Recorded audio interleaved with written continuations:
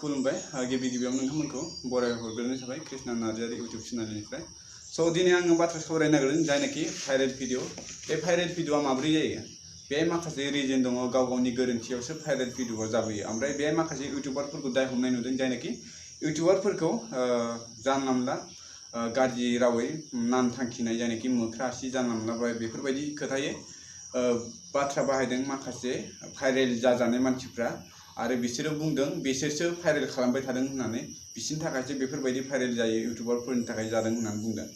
स' बिनि थाखाय आङो एक्सप्लेन होगोन। आङो दायो लास्टआव जोबजासिम जोबनायाव बुंजोबगोन आं। ओमफ्राय दायो नैबाव दङ गुगोल एडसेन्स पिन, जायनाखि गुगोल एडसेन्स पिन फैनोब्ला $10 मिनिमाम जाथारनांगोन, अब्लासो एप्लाइ खालामनो हायो गुगोल एडसेन्स पिनखौ। दायो फैबाय, स्पिड पस्टजों फैदों बियो, स्पिड पस्टजों दायो बे फैबाय। फाइनालि मोनबाय। मोननाया माखासे प्रब्लेम जादों, नोंथांमोना बे इउटुबार बा सोरबाफोर जोबजासिम नायलांदो। आङो लास्ट टाइमाव गुगोल एडसेन्स पिननि बागै माखासे बाथ्रा रायलायगोन। दायो मनेटाइजआ डिसेबल जानानै दङ, रिएप्लाइ खालामनो गोनां जादों आङो। रिएप्लाइ खालामबा दायो मास मोनसे नांगोन। अनलि वाट्सएप स्टेटासनि थाखाय प्रब्लेम जादों, बेखौ दायो आङो जोबनायाव बाथ्रा रायलायगोन। बिनिखायनो स्टेटास बानायोब्ला एसे सानै हयै बानायबानो जाबाय। आं बिनि बागै उनाव रायलायगोन।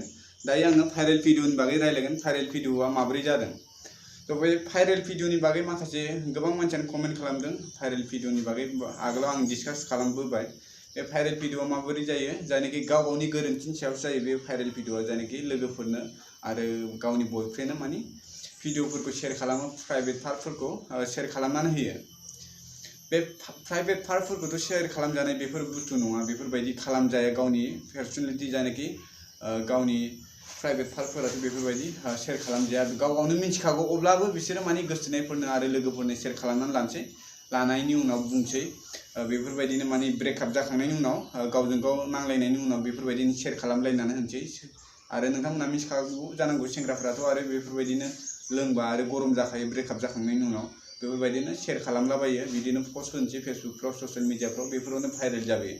बेखौ डाइरेक्ट इउटुबारफोरा नोंथांमोननिफ्राय बिनानै भाइरेल खालामफैयाखै, इउटुबारफोरा हगारफैयाखै। बेखौ गोरोन्थिया नोंसिनिसो, जायनाखि प्राइभेट पार्टफोरखौ नोंथांमोना शेयार खालामदों, लोगोफोरनो बयफ्रेन्डनो शेयार खालामदों। बेफोरावसो बयफ्रेन्डफोरा माने नोंथांनिफ्राय मोननानै, हमनानै ला नोंथाङा भिडिअ कल रायलायदोंबो जानो हागौमोन आरो फट'फोरबो हरदों जानो हागौ, बेफोरजोंसो माने भाइरेल जाबोयो। जायनाखि आफ्टार ब्रेकआप, जायनाखि ब्रेकआप जाखांनायनि उनावसो भाइरेल जाबोयो बे भिडिअफ्रा।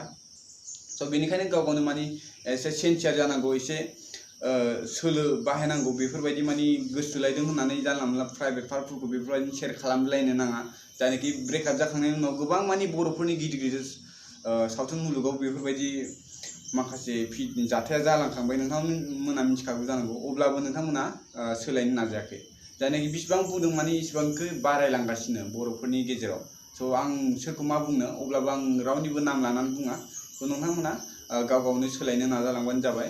बेफोरबायदि नङा, जायनाखि इउटुबारफोरा नोंथांमोननिफ्राय भिडिअखौ लायाखै, इउटुबारफोरा भाइरेल खालामाखै डाइरेक्टलि, नोंथांमोननि थाखायसो बे भाइरेल जादों। जायनाखि गोसोथोलायनायफोराव नोंथांमोनासो मा बुंनो आरोना।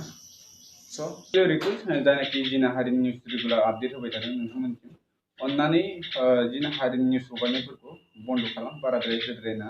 सोरबा सोरबा माने रेगुलार होनो नागिरो बिथांमोननिसिम। ओमफ्राय भाइरेल भिडिअफोरखौ इउटुबाव हगारनाय आरो ससियेल मिडियाआव हगारनायफोरखौ बन्द' खालामनांगौ आंनि आन्दाजाव। बाराद्राय हगारनो नाङा, जायनि थाखाय बर' हारियासो बदनाम मोनगासिनो। गुबुन हारिफ्रा नायो बर'फ्रा ओरैबायदि गाज्रि, बेफोरबायदि होनो। हारसाफ्रा गोबां मानसिफ्रानो माने हारसाफ्रा गावसिनि प्राइभेट पार्ट बिदिनो गाज्रि भिडिअ, भाइरेल भिडिअफोरखौ लाखुमानानै दोनो, इउटुबफ्राव हगारा, ससियेल मिडियाफ्राव हगारा। नोंथांमोना अन्नानै बेफोरबायदि खामानिखौ मावनो नाङा।